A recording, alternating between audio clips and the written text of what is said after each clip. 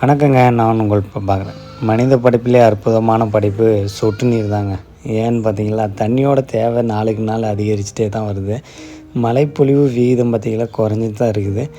இயற்கையிலே அற்புதமான படைப்பு எதுன்னு பார்த்தீங்களா, நம்ம சாப்பிட்ற உணவு தாங்க.